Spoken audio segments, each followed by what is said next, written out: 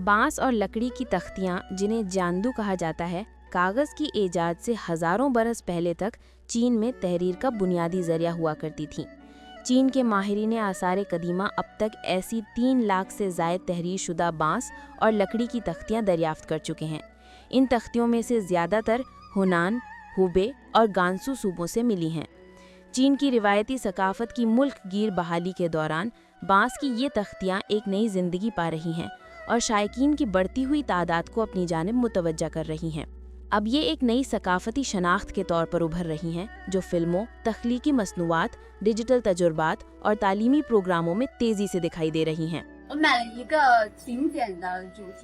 मैंने चिन ओहद की तख्तियों के मौजू पर एक बैग खरीदा। मुझे ऐसे डिज़ाइन बहुत पसंद हैं जो सकाफ़त को रोज़मर्रा की चीज़ों में बुनते हैं। ये दूर दराज तारीख को महसूस करने के काबिल बना देते हैं। हमारी सकाफ़ती और तख्लीकी मसनूआत लिए चीन तख्तियों और कदीम आसार के तारीख़ी अनासिर से मुतासिर हैं, जो हज़ारों बरस पुरानी चीन सकाफ़त को जदीद डिज़ाइंस के ज़रिए ज़िंदगी बख्शती हैं।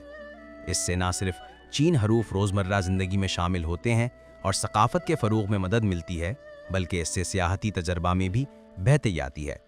मकामी सकाफ़ती सियाहत की मईशत को फ़रोग़ मिलता है और सकाफ़ती वर्से और माशी फ़ायदे के दोहरे नताइज हासिल होते हैं।